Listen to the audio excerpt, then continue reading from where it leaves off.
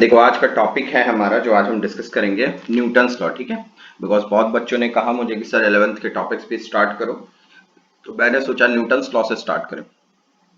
देखो ये टॉपिक जो मैं स्टार्ट कर रहा हूँ एकदम इनिशियल लेवल पे स्टार्ट कर रहा हूँ, क्लियर है। और उन सारे बच्चों को ध्यान में रख के स्टार्ट किया है मैंने जो अभी जस्ट 10th पास करके 11th में आए हैं। ठीक है, धीरे धीरे धीरे धीरे मैं इसको एडवांस लेवल तक खींचूंगा। ठीक है, चलो तो टॉपिक स्टार्ट करते हैं हम लोग। आज का टॉपिक है हमारा न्यूटन्स लॉज ऑफ मोशन। ठीक है, आज का टॉपिक है हमारा न्यूटन्स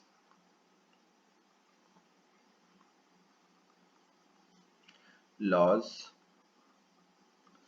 ऑफ मोशन। ठीक, आज इस टॉपिक्स को हम स्टार्ट कर रहे हैं। ठीक है, देखो आपने अभी तक कुछ टर्म्स डिस्कस किया है काइनेमेटिक्स में। ठीक है, काइनेमेटिक्स में आप क्या टर्म्स पढ़ते हो कि काइनेमेटिक्स में आप कंसिडर करते हो कि किस तरह से आपने देखा कि पोजीशन में चेंजेज आता है, वेलोसिटी में चेंजेज आता है, एक्सेलरेट करने लगती है कोई बॉडी। मगर ये जो पोजीशन में चेंजेस आना या उसके वेलोसिटी में चेंज आना या फिर एक्सेलरेट करना, इसका रीजन क्या है? ठीक है, कौन है जो इस ये सारी चीजों को चेंज कर रहा है, रिस्पॉन्सिबल फैक्टर क्या है उसका? ठीक है, इस उस रिस्पॉन्सिबल फैक्टर के बारे में हम न्यूटन्स लॉ में डिस्कस करेंगे। ठीक है, दैट मीन्स मैं ऐसा बोलूं, अगर देखो अगर मैं ये बोलूं कि in kinematics in kinematics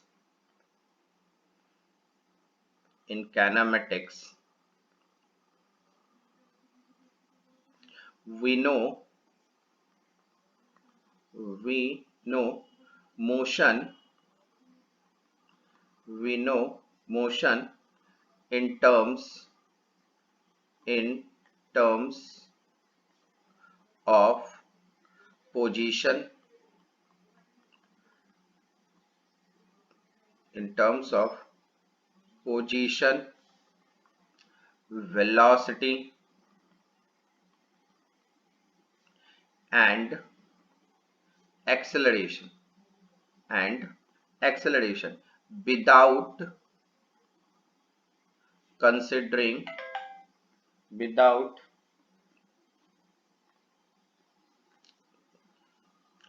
considering the factors which responsible responsible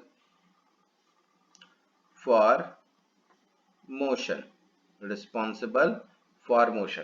देखो इसका मतलब क्या है, ये जो मैंने आपको अभी ये जो पॉइंट्स नोट कराया है इसका मीनिंग क्या है, इसके मीनिंग को समझो। मैंने अभी थोड़ी देर पहले क्या बोला तुमसे कि kinematics we know motion in terms of position, velocity and acceleration.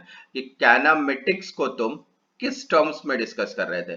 Position जान रहे थे, उसमें क्या होता है, वेलोसिटी जान रहे थे, एक्सेलरेशन हो रहा था। ठीक है, बट ये होता कैसे है?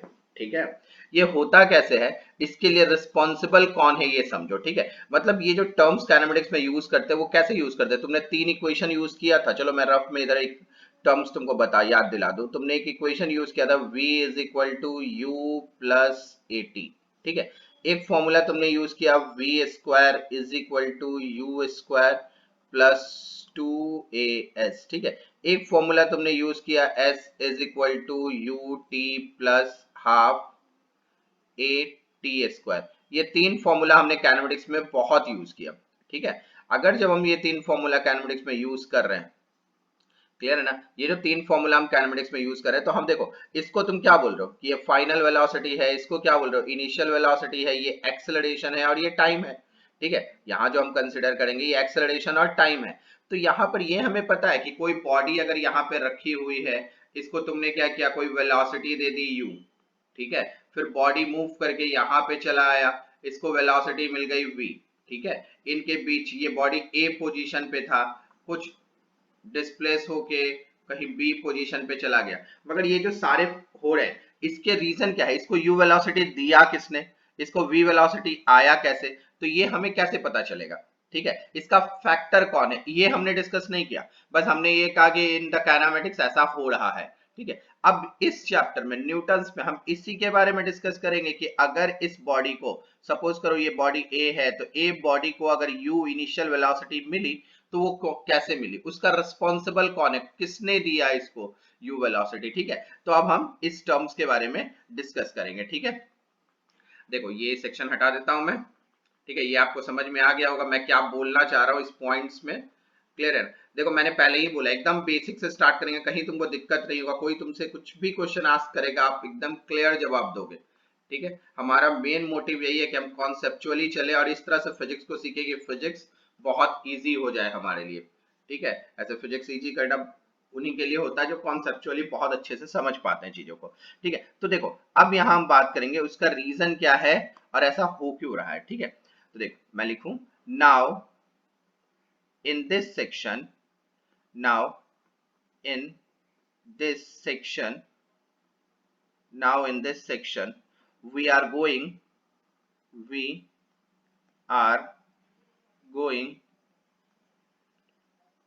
to consider we are going to consider the factor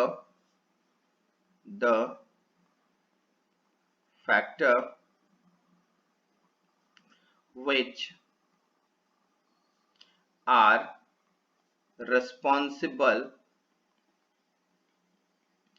responsible for one object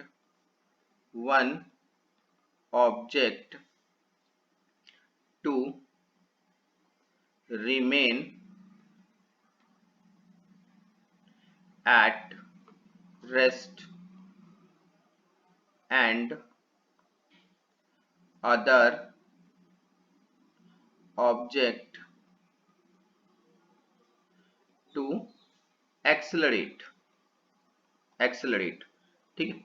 अब यहाँ देखो इस सेक्शन में हम क्या बोला मैंने, यहाँ पे ध्यान से समझना, इस सेक्शन में मैं क्या बोलने की कोशिश कर रहा हूँ कि now in this section we are going to consider the factor which are responsible for one object to rest to remain rest, मतलब एक ऑब्जेक्ट जो है वो क्यों रेस्ट में रहता है, रिमेन एट रेस्ट, वो रेस्ट में क्यों रहता है, या कोई दूसरा ऑब्जेक्ट जो है वो क्यों एक्सेलरेट करता है, ये सारी चीजें हम इस सेक्शन में डिस्कस करेंगे, ठीक है। और ऐसा क्यों होता है कि अगर कोई बॉडी अगर रेस्ट में है, ठीक है ना, मेरी बात को बहुत अच्छे से समझना, कि अगर मैं ये बोलूं कि यहाँ पर एक सरफेस ऐसा है, ठीक है, यहाँ पर एक ब्लॉक रखा हुआ है, कोई ब्लॉक मतलब इन द सेंस कोई मास रखा हुआ है, इस तरह से ऐसे रखा हुआ है, और ये जो मास है इसको m मास का है, ठीक है, और ये रेस्ट में है, इस पे कोई फोर्स नहीं लगा, कुछ नहीं हो रहा, तो ये हम क्या बोलेंगे, ये रेस्ट में।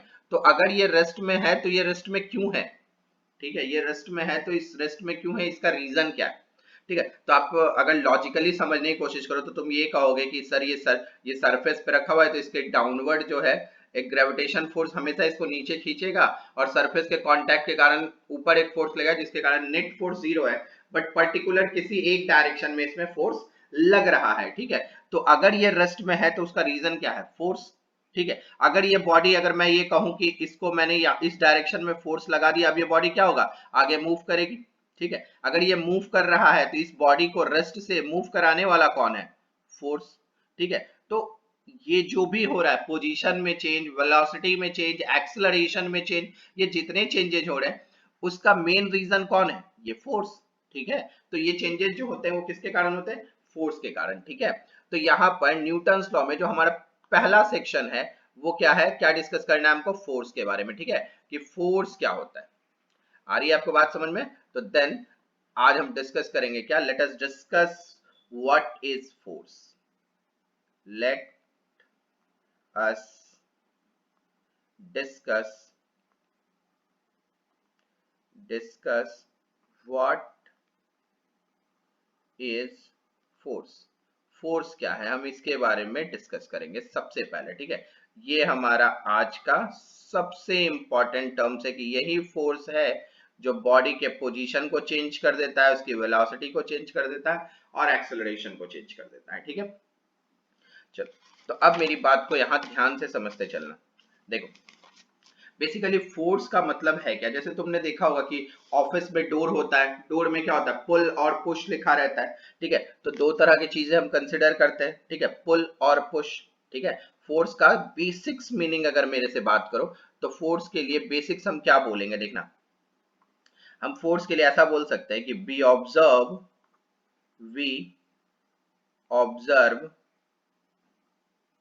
Most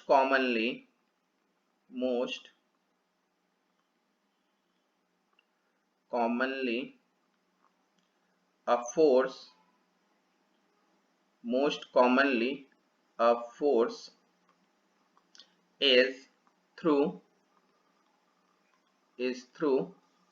push or push or pull push और पुल, ठीक है। मोस्ट कॉमनली हम लोग क्या यूज करेंगे यहाँ पे, पुश और पुल, ठीक है। इसको मैं सही से लिख देता हूं, देखो, पुश और पुल, ठीक है। जैसे एज फॉर एग्जाम्पल समझना यहाँ पे, ठीक है, यहाँ पे इस टर्म्स में कि जैसे सपोज करो यहाँ देखो, जैसे इस जगह सपोज करो ये ऑफिस का कोई डोर है, ठीक है, और ये जो मैंने बनाया ये उसका हैंडल है, ठीक है, डोर का, ठीक है। इसको थोड़ा ठीक कर देते हैं हम, ठीक है। देखो, नहीं समझो, देखो जैसे मैंने क्या किया, हाँ देखो, ये बनाया मैंने, ठीक है, ये क्या हो गया, हैंडल हो गया, ठीक है। अब मेरी बात को समझो कि अगर ये ऑफिस का डोर है, इधर हैंडल है, तो इस तरफ से इस डायरेक्शन से अगर फोर्स लग रहा है तो इसको हम क्या बोलोगे, तुम इसको कहोगे पुश कर रहे हो आप, ठीक है। अगर हैंडल पकड़ के आप इधर इस तरफ फोर्स लगा रहे हो तो इसको क्या बोल रहे हो आप, ये पुल है, ठीक है। या फिर देखो एक सिंपल एग्जांपल समझना कि जैसे एक सरफेस पे एक ब्लॉक ऐसे रखा हुआ है, ठीक है, और कोई पर्सन क्या कर रहा है, यहाँ पे एक पर्सन है जो अपने दोनों हाथों से इसको क्या कर रहा है, इस डायरेक्शन में देखो, दोनों हाथ से इसको क्या कर रहा है, ये जो मास है इसको दोनों हाथों से इधर क्या कर रहा है, पुल पुश कर रहा है, ठीक है। मतलब मैं ऐसे लिख दूं अगर यहाँ पे a man pushing a block, pushing a block, तो देखो ये भी एक्चुअल में क्या कर रहा है, इस ब्लॉक को पुश कर रहा है, मतलब अपना जो है मसल्स पावर इस पे लगा रहा है, ठीक है। उसी तरह अगर मैं ऐसी बात करूं कि एक ब्लॉक यहां पर है, ठीक है, और ये स्ट्रिंग है और कोई पर्सन है यहाँ जो अपने हाथ को स्ट्रिंग से देखो, ये हाथ उसका हैंड है और ये स्ट्रिंग है, इसको इधर खींच रहा है, तो मतलब हम क्या बोलेंगे, a man pulling a block, ठीक है। ये क्या कर रहा है, पुल कर रहा है ब्लॉक को, क्लियर आ रही है बात में। तो इस तरह से हम क्या है, फोर्स को मेनली हम दो तरह से ऐसे बोल सकते हैं, ठीक है, पुश या पुल, ठीक है। बट यहाँ पे देखो मैं कुछ और पॉइंट्स यहाँ पे डिस्कस करूंगा तुम्हारे साथ, ठीक है। यहाँ देखना कि मैं अगर ये बोलूं कि ऑल्सो हम कैसे फोर्स को ऑब्जर्व कर सकते हैं, देखो मैं अगर यहाँ ऐसे बोलूं also we observe a force, और क्या तरीका है ऑब्जर्व करने का फोर्स का, देखो लिखो ऐसे, also we observe a force, ठीक है। तो इसमें देखो मैं तुमको फर्स्ट बोलूं कि can keep object at rest, ठीक है। मैं अगर ऐसा बोलूं कि can keep object at rest, तो तुम बोलोगे कि हाँ सर यहाँ भी फोर्स लग रहा है, जैसे एक ब्लॉक यहाँ पड़ा हुआ है एम मास का और ये सरफेस पे रखा हुआ है, तो अगर ये सरफेस पे रखा हुआ है, अगर ये है इस तरह से रेस्ट में तो भी इस पे फोर्स लग रहा है, तो can keep object at rest, ये भी एक तरीका है। या फिर मैं तुमसे ऐसे बोलूं कि can move stationary object, can move stationary object, ठीक है ना, कैन मूव स्टेशनरी ऑब्जेक्ट, ये भी पॉसिबल है कि अगर ये स्टेशनरी पड़ा हुआ है तो इधर फोर्स लगा दो, ठीक है। या फिर कैन स्लो और स्पीड, कैन स्लो और speed up, the moving object, the moving object, ठीक है, ये भी पॉसिबिलिटीज है। क्लियर आ रही है बात में? तो अब यहाँ पे मेरी बात को समझो कि इतने सारी चीजें हमने देख ली कि अगर इतने सारे चेंजेस हो रहे हैं तो इतने सारे चेंजेस होने का रीजन क्या है? तो इतने सारे चेंजेस होने का रीजन कौन है? फोर्स। ठीक है, इतनी सारी चेंजेस ला कौन रहा है? फोर्स ला रहा है। तो यहाँ पे समझो कि हम इसको अब डिफाइन करते हैं। देखो इन शॉर्ट टर्म्स में क्या डिफाइन करेंगे हम?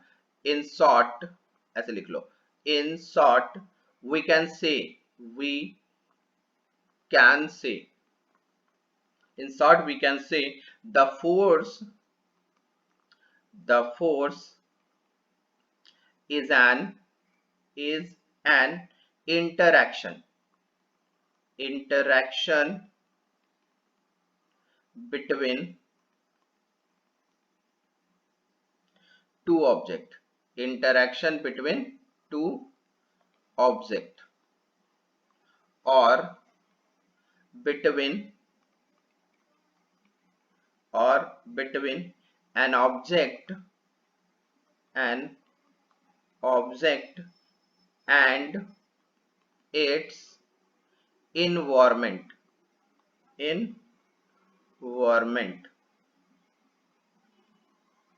ठीक है, अब इस वर्ड को समझना कि ये वर्ड क्या है, इसका मीनिंग। देखो अभी तक हमने जैसे कंसीडर किया कि जैसे यहाँ पे बोल रहे हैं ना, the force is an interaction between two object, दो ऑब्जेक्ट के इंटरैक्शन पे भी फोर्स होता है। जैसे मैन है, जैसे यहाँ पे हमने कंसीडर किया है, देखो ध्यान से समझना, मैं इसको थोड़ा सा स्लाइड को ऊपर लेके चलता हूँ। देखो यहाँ पे समझो, जैसे इस सेक्शन में देखो, इस सेक्शन में मैं बात कर रहा हूँ, देखो ये वाले सेक्शंस में बात करता हूँ, ठीक है ना, इसमें समझना कि ये है, ठीक है। तो यहाँ क्या हो रहा है, ये कौन है? ये मैन है, ठीक है।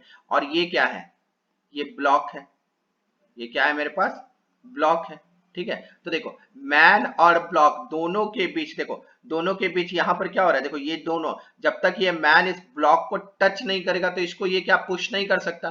तो इन दोनों के बीच क्या हो रहा है? एक इंटरैक्शन बन रहा है, और इंटरैक्शन के कारण एक फोर्स डेवलप हो रहा है, जिसके कारण ये ब्लॉक क्या हो रहा है, इसको वो पुश कर पा रहा है। या फिर ये सिचुएशन देखो, यहाँ पे देखो, इस सिचुएशंस में भी आप ध्यान से देखोगे तो तुमको क्या दिखेगा कि ये जो मैन है, देखो ये जो मैन है मेरे पास और ये जो ब्लॉक है, ठीक है। तो यहाँ पे क्या दिख रहा है कि इन दोनों के बीच देखो मैन ने क्या किया, ये जो स्ट्रिंग है, स्ट्रिंग के जरिए क्या कर रहा है, इसको हैंड से इसने पकड़ रखा है, किप किया हुआ है, और उसके बाद ये क्या कर रहा है, ये आगे बढ़ रहा है, ठीक है, जिसके कारण ये ब्लॉक भी डिस्प्लेस हो रहा है और ये भी डिस्प्लेस हो रहा है। मगर कब हो रहा है? जब इन दोनों के बीच एक कॉन्टैक्ट हो रहा है, इंटरैक्शन हो रहा है। तो इंटरैक्शन एक फोर्स होता है, ठीक है, जिसके कारण फोर्स डेवलप होता है।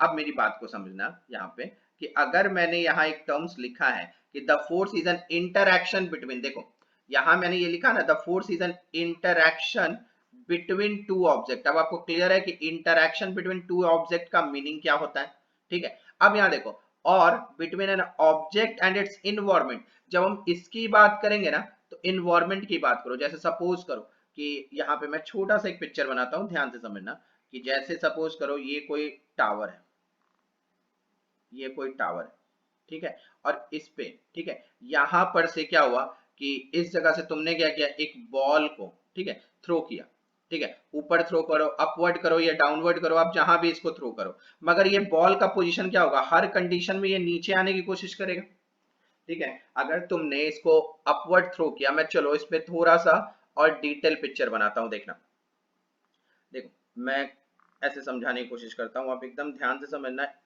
इन्वायरमेंट का मीनिंग मैं क्या बोलना चाह रहा हूँ। ये हो गया टावर।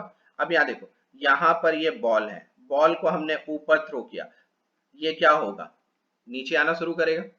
ये बॉल नीचे आ रहा है, ठीक है, ये नीचे आना शुरू होगा। नीचे आना क्यों शुरू होगा, देखो यहाँ पर इसके आसपास मेरी बात समझना, ये जो मैंने सर्कल बनाया है, ये सर्कल कौन सा है, ये बॉल नीचे आ रहा है तो ये जो सर्कल बना है, इस सर्कल का मतलब क्या है, ये फील्ड है। कौन सा फील्ड है? जो इन्वायरमेंट में है। और कौन सा फील्ड है इन्वायरमेंट में? Gravitational field. ग्रेविटेशनल फील्ड के कारण ये बॉडी क्या हो रहा है कि आप ऊपर थ्रो करो या नीचे थ्रो करो, ये ऑलवेज क्या होगा, नीचे आएगा। मतलब बिना इंटरेक्ट किए हुए, ठीक है, बिना इंटरेक्ट किए, ऐसा नहीं हो रहा है कि सरफेस और बॉल के बीच में कोई इंटरेक्शन हो रहा है, विदाउट एनी इंटरेक्शन, बॉल में एक फोर्स लग रहा है, जो ग्रेविटेशनल फोर्स है उसको नीचे खींच रहा है, तो ये ग्रेविटेशनल फील्ड जो बन रहा है, ये सर्कल्स जो मैंने बनाया है, जो ग्रेविटेशनल फील्ड बन रहा है, वो कहां से आ रहा है? वो इन्वायरमेंट में है। अर्थ में तुमको मैं अगर ऊपर 10th फ्लोर से नीचे फेंकूं, तो ऑब्वियसली आसपास क्या है? इन्वायरमेंट में ग्रेविटेशनल फील्ड है, वो क्या करेगा? आपको नीचे खींच लेगा। आ रही है बात समझ में? तो अगर मैंने यहाँ पर ये टर्म सब लिखा कि an object and it's environment, तो अब आपको समझ में आ गया होगा। ठीक है, कहीं दिक्कत नहीं इस टर्म्स को समझने में। चलो इसको मैं रब कर रहा हूं। ठीक है, ये क्लियर आपको समझ में आ गया? इज इट क्लियर बेटा? कहीं दिक्कत नहीं। चलो अब नहीं दिक्कत है तो हम आगे बढ़ते हैं। ठीक है ना? तो आपको लॉजिकली यहाँ पे समझ में आ गया कि what is the meaning of the force. Force क्या होता है? एक इंटरैक्शन का फोर्स होता है, जिसको तुम लॉजिकली ऐसे समझना कि एक इंटरैक्शन का फोर्स होता है, जिसको हम लोग क्या कहते हैं?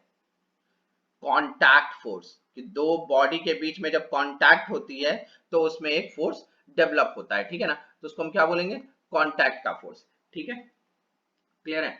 तो अब यहां पर बात होती है, इतनी सारी टॉपिकली हमने डिस्कस कर लिया। ठीक है, अब इसको एकदम फिजिकली, मतलब हम फिजिक्स के टर्म्स में लिखते हैं कि फिजिक्स के टर्म्स में फोर्स को क्या लिखेंगे। ठीक है, चलो अभी तक तो हमने लॉजिकली समझने की कोशिश की कि क्या होता है, अब हम फिजिक्स के टर्म में डिस्कस करेंगे। तो देखो, how how to describe how to describe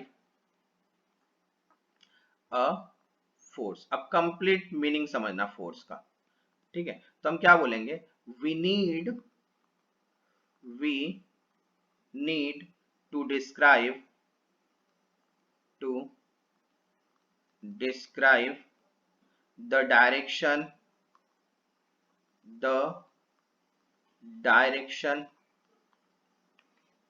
in in which in which it acts it acts, also its magnitude magnitude the quantity that that describe how much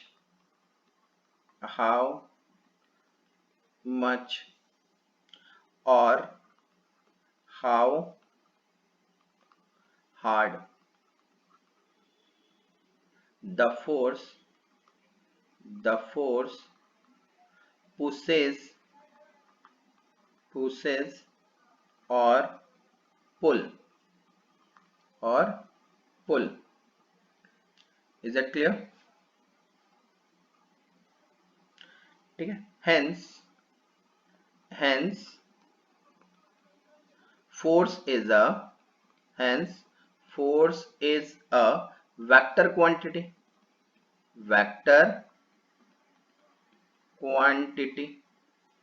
will magnitude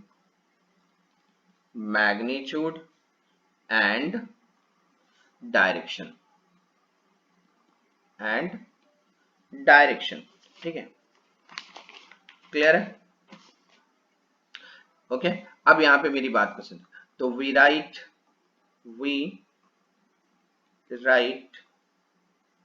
force as. ठीक है, अब यहां पे देखो, हम force को कैसे लिखेंगे? हम क्या लिखेंगे? इसको फोर्स, और इसके ऊपर क्या दे देंगे? एक वेक्टर क्वांटिटी का साइन। ठीक है, अब यहाँ पे जो मैंने स्टेटमेंट लिखा, how to describe a force, तो क्या बोलेंगे?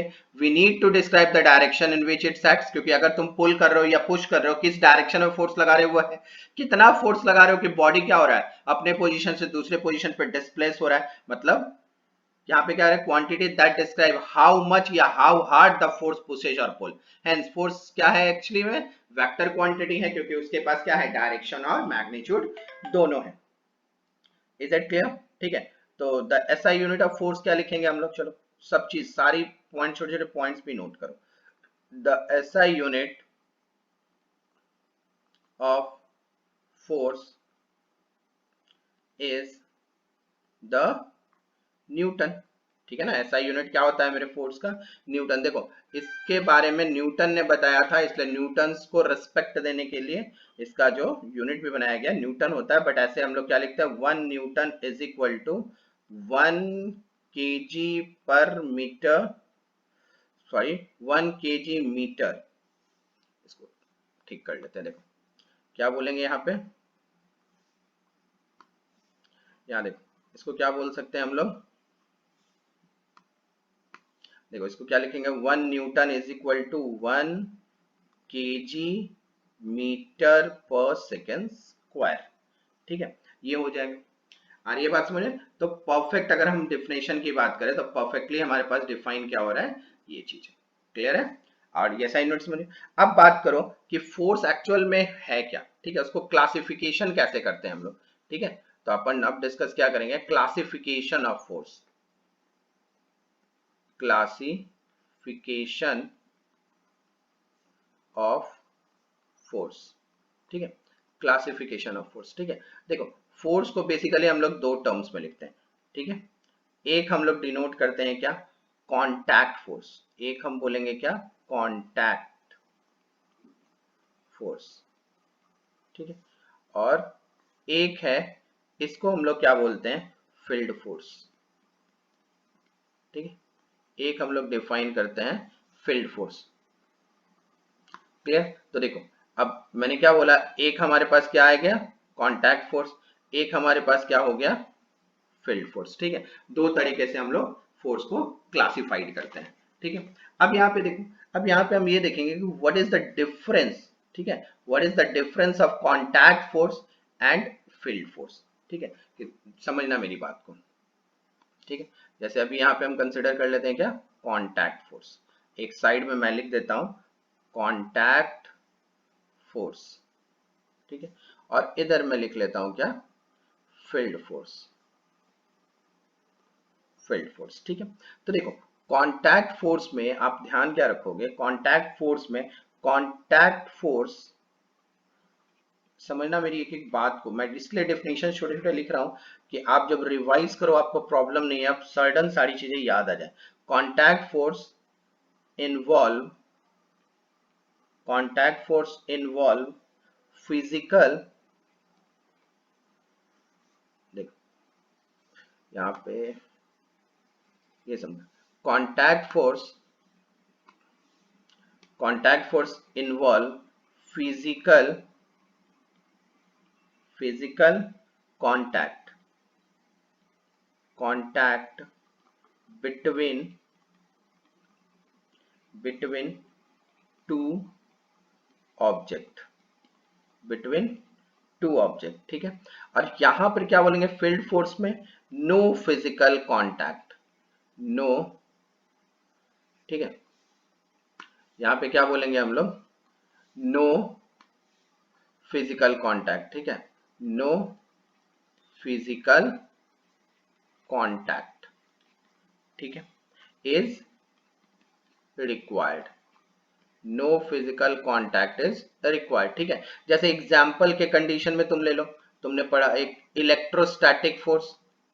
अब यहाँ पे अगर कहीं प्रॉब्लम हो कि what is the meaning of the electrostatic force, तो तुमने एटॉमिक स्ट्रक्चर अगर चैप्टर पढ़ा है केमिस्ट्री में तो वहां पे देखा होगा। इलेक्ट्रोस्टैटिक फोर्स का मतलब क्या होता है, सपोज करो एक पॉजिटिव चार्ज यहाँ है मेरे पास, दूसरा पॉजिटिव चार्ज यहाँ है, कुछ सेपरेशन पे रखा हुआ है, तो ये अगर सेम नेचर का चार्ज होता है, ये भी पॉजिटिव है, ये भी पॉजिटिव है, तो इनके बीच क्या होगा, रिपल्सन। ठीक है, तो ये दोनों एक दूसरे के कांटेक्ट में नहीं है, फिर भी इन दोनों के बीच क्या हो रहा है, रिपल्शन हो रहा है। और ये बात में रिपल्शन हो रहा है बिना कांटेक्ट के, तो रिपल्शन क्यों हो रहा है, क्योंकि इनके आसपास एक क्या हो रहा है, इलेक्ट्रोस्टैटिक्स मतलब इलेक्ट्रिक फील्ड बन रहा है, जिसके कारण वो क्या हो रहा है, एक दूसरे को रिपेल कर रहे हैं। ठीक है, जैसे एज फॉर एग्जांपल हम क्या बोल सकते हैं इसमें, अगर ये फर्स्ट ये है तो दूसरा तुम लिख लो ग्रेविटेशनल फोर्स या मैग्नेटिक, मैग्नेटिक फोर्स, ये सब क्या हो जाएगा, फील्ड फोर्स का एग्जाम्पल। ठीक है, क्लियर है। अब देखो कांटेक्ट फोर्स के बारे में तुम ऐसे समझो, कांटेक्ट फोर्स भी हमने बहुत डिटेल में डिस्कस किया है, पहले भी मैंने समझाया है। देखो ये जैसे स्प्रिंग है, ठीक है, ये स्प्रिंग है, ओके, इस स्प्रिंग के साथ सपोज करो यहाँ पे इस तरह से कुछ हैंडल टाइप लगा हुआ है, और इसको पकड़ के तुम इधर, इधर से पुल कर रहे हो। अगर इसको पुल कर रहे हो तो स्प्रिंग क्या होगा, स्ट्रेच होना शुरू हो जाएगा। स्ट्रेच होगा तो ये ऐसा क्यों हो रहा है, क्योंकि तुमने यहाँ पे स्प्रिंग का ये जो हैंडल है इसको तुमने क्या किया, यहाँ पे इस डायरेक्शन में तुमने इसको पुल करना शुरू किया है। तो दैट मीन्स यहाँ पर क्या हो रहा है, कॉन्टैक्ट हो रहा है बॉडी में। आ रही है बात में, यहाँ पे क्या हो रहा है, कॉन्टैक्ट हो रहा है दोनों बॉडी में, तो इसको हम क्या बोलेंगे, कॉन्टैक्ट फोर्स। ठीक है, अब लॉजिक समझ में आया कि क्लासिफिकेशन अगर हम फोर्स का करते हैं तो वो दो तरीके से होता है, कॉन्टैक्ट फोर्स और एक फील्ड फोर्स। ठीक है, या फिर कोई जैसे एक एग्जांपल और ले लो कि जैसे ये है कोई ब्लॉक, इसको हम इस तरह से खींच रहे हैं, कोई पर्सन इसको इस तरह से खींच रहा है, तो ये भी क्या है, कॉन्टैक्ट फोर्स लग रहा है। या फिर तुम देखो क्रिस गेल अगर अपने बैट से सिक्स मारता है तो बैट और बॉल के बीच सडनली क्या होता है, कांटेक्ट होता है, जिसके कारण एक फोर्स डेवलप होती है। आ रही है बात समझ में, तो ये सबको हम क्या कहेंगे, कांटेक्ट फोर्स। ठीक है, अब मेरी बात को समझना कि मेन फैक्टर क्या होता है जो गवर्न करता है मोशन को। ठीक है, अब यहाँ पे मेरी बात समझो, फोर्स का लॉजिक अब आपको समझ में आ गया कि फोर्स क्या होता है। अब यहाँ समझो कि टू मेन फैक्टर, अब क्योंकि ये सारी चीजें क्यों कर रहे थे हम लोग, मोशन में आ रहा था जिसके कारण बॉडी, तो टू मेन फैक्टर क्या है, टू अब हम टर्म्स में डिस्कस कर रहे हैं। ठीक है, कि टू मेन फैक्टर्स क्या है, two main factors which govern, ठीक है, which govern the motion are. देखो अगर कोई बॉडी मोशन में आता है तो उसका दो मेन फैक्टर क्या है जिसके कारण वो मोशन में आता है। ठीक है, तो अभी मेरी बात को समझना, एक फैक्टर तुमने डिटेल में अभी थोड़ी देर पहले पढ़ा, दैट इज फोर्स। तो हम क्या लिखेंगे, force acting on the object. ठीक है, कि एक ऑब्जेक्ट पर कितना फोर्स लगा रहे हो जिसके कारण बॉडी क्या होगा, मोशन में आएगा। तो एक फैक्टर तो ये हो जाता है। अब तुम सोचोगे दूसरा फैक्टर क्या है, तो दूसरा फैक्टर है कि फोर्स लगेगा किस पे, किसी ब्लॉक पे या किसी बॉडी पे, और उसका क्या होना चाहिए, मास।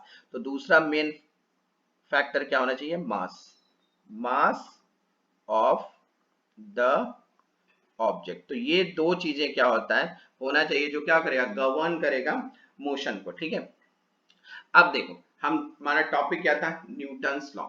अब आपको समझ में आ गया what is the meaning of the force, pull क्या होता है, पुश क्या होता है, कांटेक्ट फोर्स किसको करते हैं, फील्ड फोर्स किसको कहते हैं।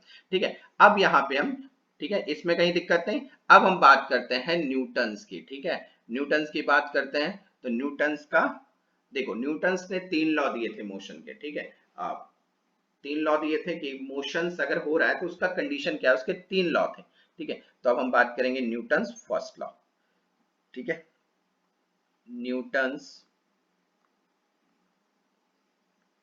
देखो ये टर्म्स जो है आपने नाइन्थ में भी पढ़ा होगा, स्कूल्स के एनसीईआरटी में ये नाइन्थ में भी है, Newton first laws of motion, Newton's first laws of motion.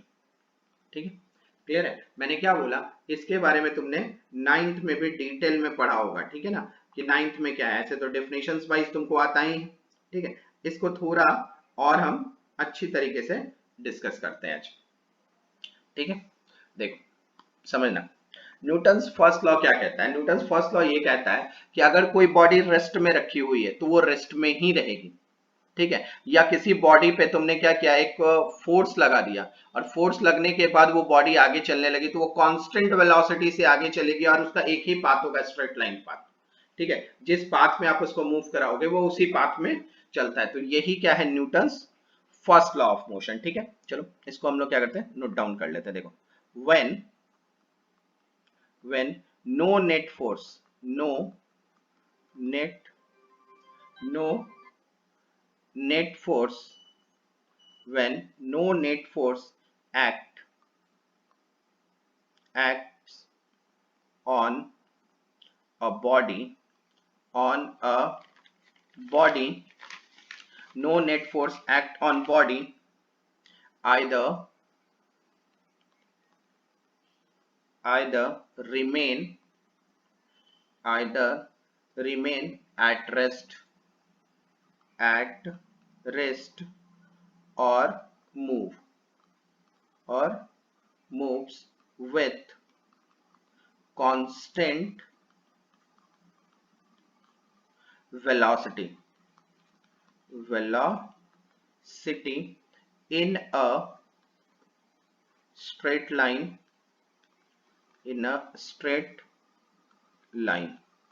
ठीक है। अब यहां पे मेरी बात को समझो, देखो, when no net force act on a body either remain at rest or move with constant velocity in a straight lines, ठीक है, कि कोई net force act on a body either remain at rest और move, कोई ना कोई net force लगना चाहिए। अगर बॉडी रेस्ट में है तो आप हमेशा कहोगे कि रेस्ट में है, क्यों है, क्योंकि उसके पास हमेशा किसी बॉडी को अगर किसी सरफेस पे रखे हो या किसी टेबल पे रखा हुआ है, तो टेबल पे क्यों रखा हुआ है, क्योंकि उसको ग्रेविटेशनल फोर्स नीचे खींच रहा है, ठीक है ना, तो वो है, और उसको क्या हो रहा है, सरफेस जो है ऊपर की ओर एक कॉन्टैक्ट फोर्स लगा रहा है, जिसके कारण नेट फोर्स तो जीरो है, ठीक है, बट किसी डायरेक्शन में फोर्स तो लग रहा है। या किसी बॉडी को तुम क्या करो, पुश, थोड़ा सा फोर्स लगा के उसको आगे बढ़ा दो, तो उसमें क्या होगा कि वो जैसे ही आगे बढ़ेगा, जैसे ये वाला मीनिंग तुम समझो कि जैसे मान लो ये एक बॉडी है, इसको तुमने क्या किया, इस डायरेक्शन में एक फोर्स लगा के फिर इसको पुश करके छोड़ दिया, तो ये बॉडी अगर इधर डिस्प्लेस होके आ रही है, तो ये बॉडी क्या होगा, कांस्टेंट वेलोसिटी से आगे चलेगी, ठीक है ना, ये क्या होगा, कांस्टेंट वेलोसिटी से आगे चलेगी, इसके पास कोई एक्सेलरेशन नहीं होगा। आ रही है आपको बात समझ में, ठीक है, तो ये भी कहानी आपको ध्यान में रखनी है, न्यूटन फर्स्ट लॉ इसी चीज को बताता है, ठीक है, क्लियर है। अब मेरी बात को फिर ध्यान से समझना, ठीक है। अब यहाँ पे हम क्या लिख सकते हैं इसके बाद, जैसे लॉजिकली समझो, जितनी बातें मैंने बोली है इसको वर्ड में लिख लो। once a body has been set in a motion, has been set in a motion, no net force is needed to keep it moving. Is that clear? कि once a body has been set in a motion, अगर एक body को set कर रहे हो motion के लिए, तो कोई नेट फोर्स जरूरी नहीं है कि वो उसके मूव करने के लिए, ठीक है। अब हम इसको और वर्ड में क्या लिख सकते हैं, in other word when no force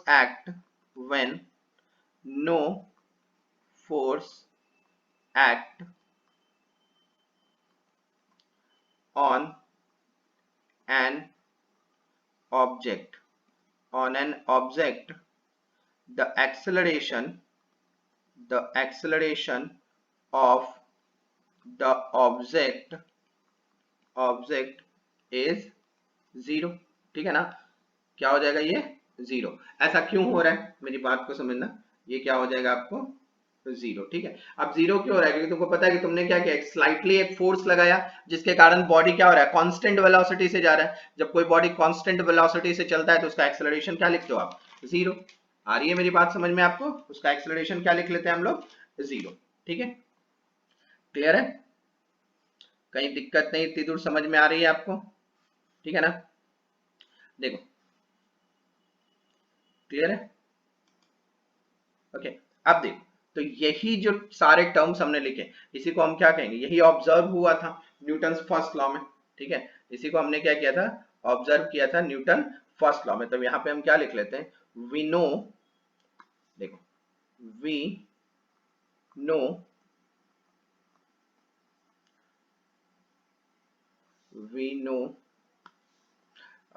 ये नहीं लिखते हैं, ऐसे नहीं लिखते हैं, इसको थोड़ा अलग टर्म्स में लिखते हैं, ऐसे लिखते हैं, we now call this observation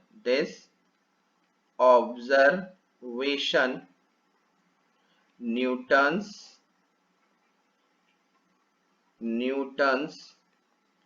first law of motion,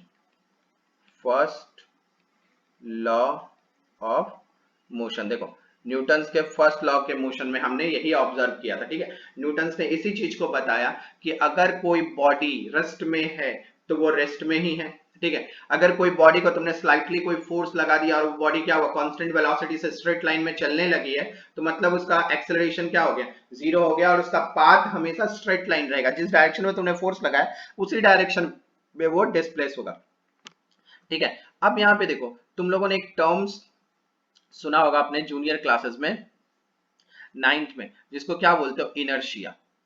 क्या बोलते हैं हम लोग उसको, इनर्शिया। तो देखो Newton's first law also define क्या करता है, इनर्शिया को। ठीक है, Newton's first law also define करता है किसको, इनर्शिया को। ठीक है, तो हम यहाँ पे क्या कंसिडर कर सकते हैं, देखो Newton's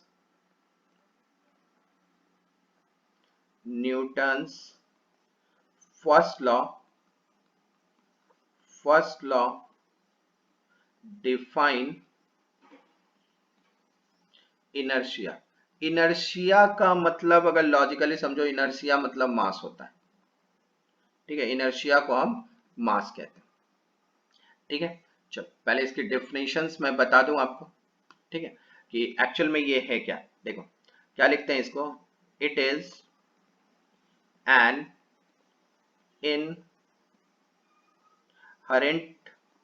inherent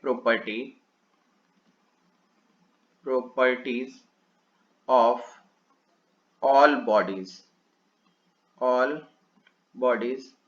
by virtue of which they cannot change their state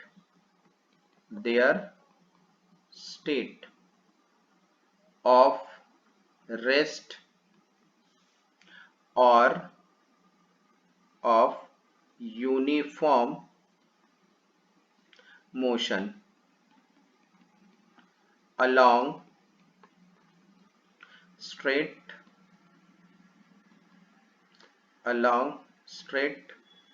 line on their own is called inertia अब देखो तुम्हारे दिमाग में आएगा कि ये क्या लॉजिक है। जैसे देखो इसको, इनर्शिया को ऐसे एक्सप्लेन करने का सिंपल तरीका देखो, मेरी बात समझना कि जैसे तुम किसी व्हीकल में, देखो जैसे सपोज करो ये इस तरह से एक कोई कार बना हुआ है। ठीक है, डिजाइन जैसा भी हो देख लो, यहाँ पर है। ठीक है, यहाँ पे इस तरह से, ठीक है, ड्राइवर इसको इस तरह से ड्राइव कर रहा है और पीछे ये जो सीट है इस तरह से, इस पे कोई पर्सन ऐसे बैठा हुआ है। ठीक है, तो क्या दिखेगा तुमको, मेरी बात समझो, कि जैसे ही ड्राइवर ने यहाँ पे ब्रेक मारा, ठीक है, ब्रेक अप्लाई करो तुम, जैसे ही ब्रेक अप्लाई किया गया, तो ब्रेक अप्लाइड करने के बाद क्या होता है कि तुम्हारा जो upper part of the body जो है वो क्या होता है, आगे सीट में जाके, आगे की सीट में जाके क्या होता है, इंपैक्ट हो जाता है, टकरा जाता है। But lower part of the body क्या होता है, वो अपनी जगह पे होता है। तो इनर्शिया क्या कहता है, इनर्शिया ये कहता है कि इनर्शिया जो चेंज होता है ना, चेंज को रोकता है, वो चेंज को अपोज करता है।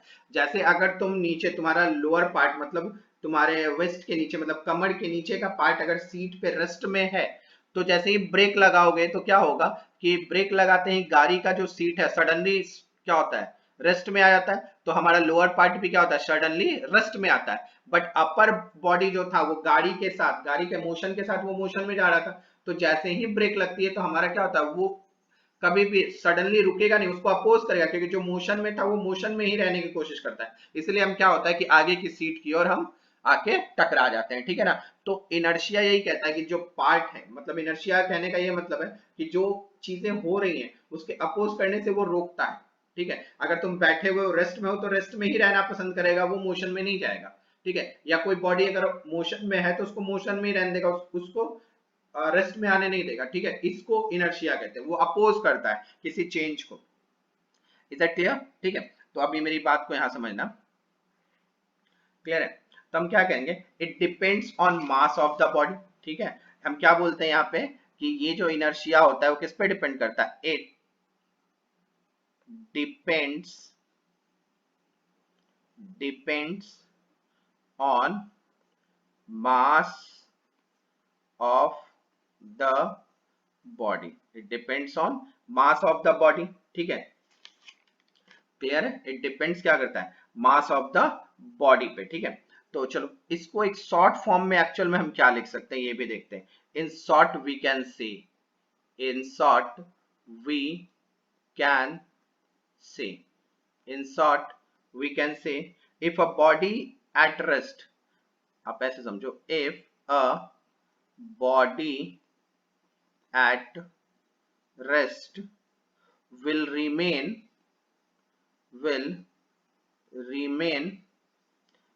at rest, will remain at rest, and and it is moving, and it is moving, and it is moving with constant constant velocity, with constant velocity, will keep on moving, will keep on moving, will keep on moving with constant velocity, with constant velocity, until external force act on the body, until external force act on the body. Is that clear ना कि if a body at rest, ठीक है ना, if a body at rest will remain rest, ठीक है ना, यहाँ पे मेरी बात को समझो. इनर्शिया का मतलब जो मैंने अभी आपको बताया, इन शॉर्ट टर्म्स में हम क्या बोल सकते हैं कि if a body at rest will remain at rest, ठीक है, will remain at rest and it's moving with constant velocity. क्या हो रहा है, और वो मूव किससे कर रहा है, with constant velocity से, ठीक है.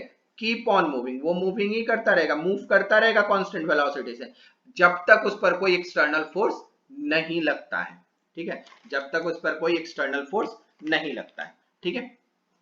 अब मेरी बात को समझना कि अगर ये इनर्शिया है तो इनर्शिया को बेटा हम लोग 3 टर्म्स में कैटेगराइज करते हैं, ठीक है, और ये भी तुम लोगों ने पढ़ा होगा इसको बहुत अच्छे से. चलो मैं एक बार वापस से तुमको याद दिलाता हूं. देखो, कैटेगरीज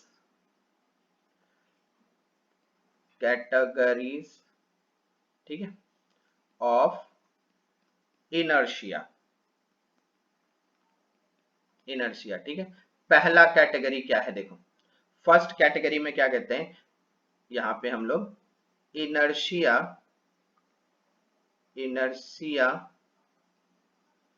एट रेस्ट. पहला क्या है हमारा, इनर्शिया एट रेस्ट, ठीक है, क्लियर है. दूसरा कैटेगरी क्या है हमारे पास, inertia of motion, inertia of motion. दूसरा कैटेगरी क्या है हमारे पास, इनर्शिया ऑफ मोशन, ठीक है. और थर्ड कैटेगरी हम लोग क्या कंसिडर करते हैं, इनर्शिया ऑफ डायरेक्शन, ठीक है ना. थर्ड कैटेगरी क्या है हमारे पास, इनर्शिया ऑफ डायरेक्शन, क्लियर है. थर्ड कैटेगरी में बात करेंगे तो क्या है मेरे पास, इनर्शिया ऑफ डायरेक्शन, ठीक है. थर्ड कैटेगरी है मेरे पास इनर्शिया ऑफ डायरेक्शन, ठीक है. तो अब चलो यहां पे समझते हैं कि इनर्शिया ऑफ रेस्ट है क्या, ठीक है, इनर्शिया ऑफ रेस्ट है क्या, ठीक है. चलो इसका छोटा सा डिफिनेशन लिख देते हैं, इसी से तुमको समझ में आ जाएगा. It is inability, it is inability of a body to change by itself,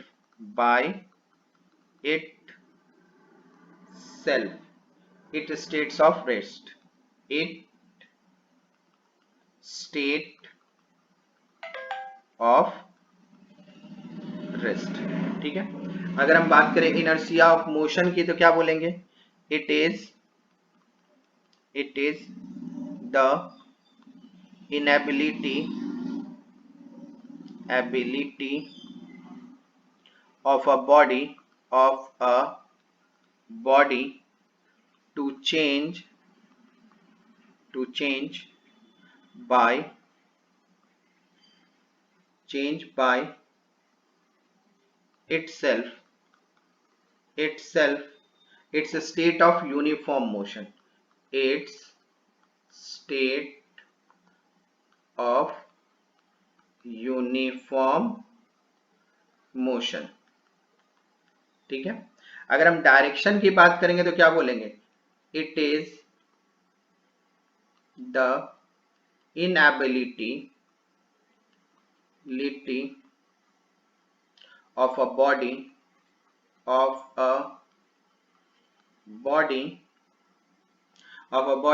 to change by itself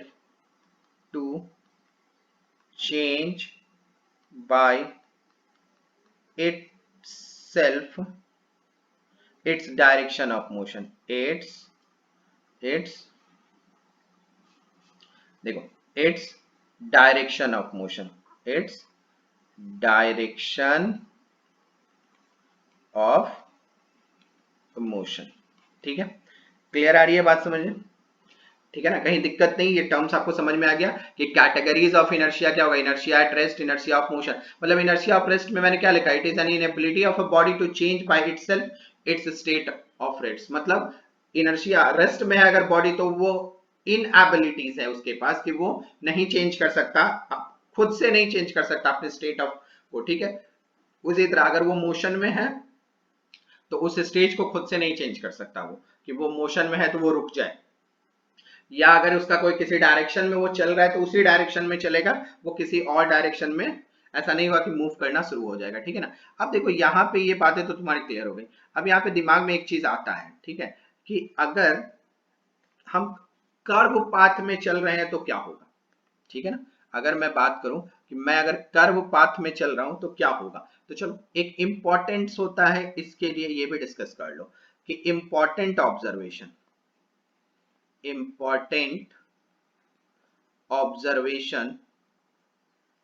important observation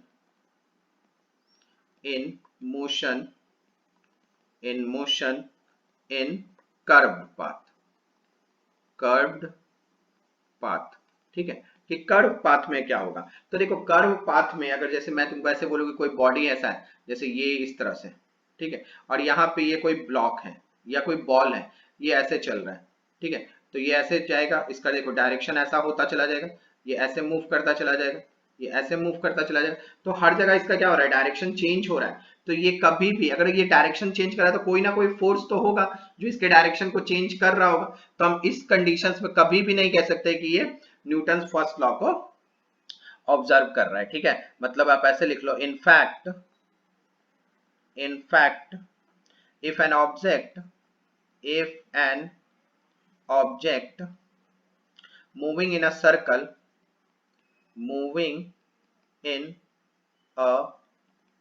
circle or in any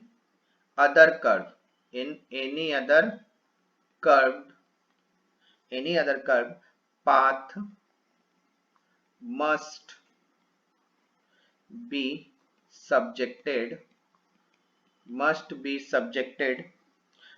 to a non-zero net force to change its direction of motion। its motion is changing। ठीक है ना, कि एकदम important observation है। किसी भी curve path में अगर बॉडी मूव कर रही है तो हमेशा ये देखो कि उसका नेट फोर्स कभी भी जीरो नहीं होगा, नॉन जीरो होता है, जिसके कारण change its direction of motion, it's motion के चेंज करने से क्या होगा? डायरेक्शन भी चेंज कर जाएगा, और जब मोशन के चेंज करने से डायरेक्शन चेंज हो जाएगा तो वो न्यूटन फर्स्ट लॉ को कभी भी नहीं कंसिडर करता। ठीक है, इतनी बातें आपको समझ में आ गई, कहीं कोई दिक्कत नहीं बेटा। एक एक पॉइंट्स, एक एक डेफिनेशंस के साथ एक्सप्लेन करने का रीजन ये है कि ये मैं दोनों क्राइटेरिया को लेके चल रहा हूँ। ठीक है, थ्योरी सेक्शन में यहाँ पे मैं जेई वाले को भी कवर कर रहा हूँ और नीट के भी नीट की भी जो प्रिपरेशन कर रहे हैं उनको भी कवर करते चल रहा हूँ कि नीट वालों के लिए बहुत इंपॉर्टेंट होता है थियोरेटिकली समझना एक एक चीज को, और जेई वालों के लिए तो बहुत इंपॉर्टेंट है, मतलब उनसे भी ज्यादा इंपॉर्टेंट है कि वो फॉर्मूलामेटिक ना बने और अच्छी तरीके से एक एक कॉन्सेप्ट समझ के लॉजिक को समझे। ठीक है, ओके, तो नेक्स्ट लेक्चर्स में हम आगे डिस्कस करेंगे।